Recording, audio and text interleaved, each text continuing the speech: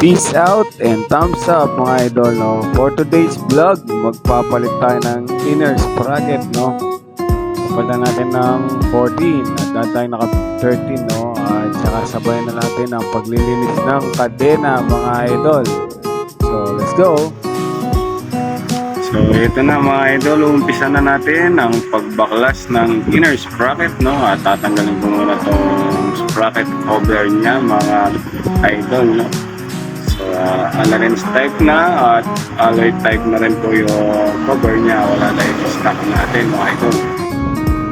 Alright, natanggal na natin yung cover, no? At yan, makikita nyo kung gaano kadumi yung inner sprocket natin, no? Dun sa gilid ng makina o yung transmission na tinatawag ay may mga langis na natuyunan. So, linisin muna natin yan at ibababa natin yung kadena. Lilinisin na rin natin kasi marumi na rin. Alright, let's go. Okay, pagkatapos nating matanggal ang cover ng inner sprocket, ito ilulus natin yung bolt na isang piraso na nakalagay sa lock ng inner sprocket, no? At ito nga, medyo maigpit. Try natin ulit.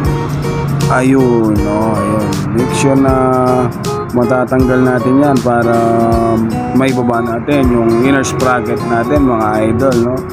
At pagkababa niyan, sabay na rin may bababa ang kadena natin. So ito yung lock nya at ito yung sprocket natin na 13, ayan, no? So papalit na tayo.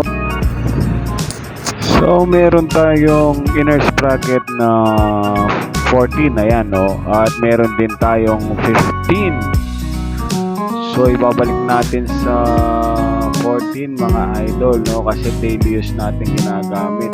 So 14 muna ang ilalagay natin. At ito nga yung sinasabi natin kanina, yung mga nato yung langis, no? At may buhangin na kasama.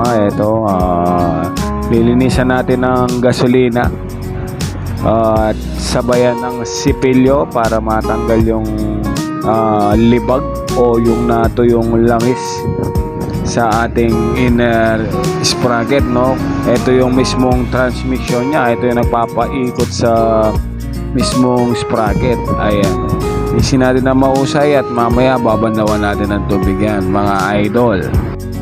At ito nga, no, pagkatapos na natin linisan at ilagay na natin ang number 14 na inner sprocket natin.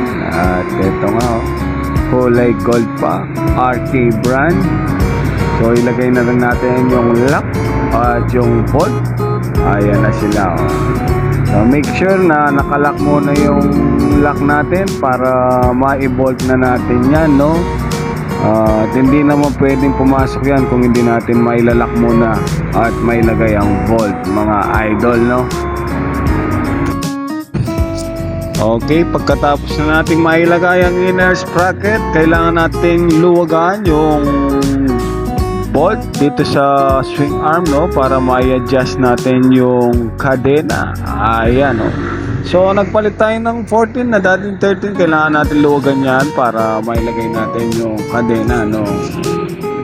At ito nga, yan, may kasamang tornilyo yan, size 12 at 10, no? Yung bolt and nuts nya, kailangan din natin luwagan yan para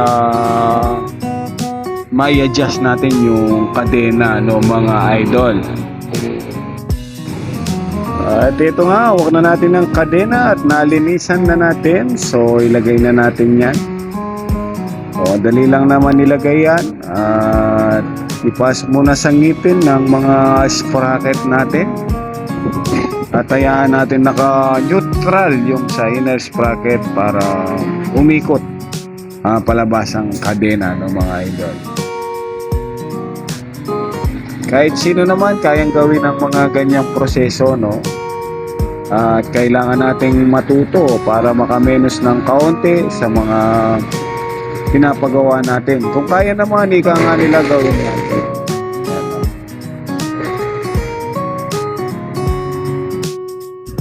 Okay, lagay na natin ang lock.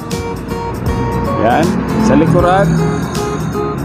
At yung isa sa harapan at yung pinakalock niya, no? So, make sure na nakalock ng mahusay para hindi matanggal. At ito yung sinasabi ko, yan. Double check lang. Yan kasing kadena natin, yan ang nagpapaikot ng gulong natin. Kaya kailangan i-double check yung lock mismo, no? Tignan yung rotation para hindi makawala yung lock nyo, mga idol.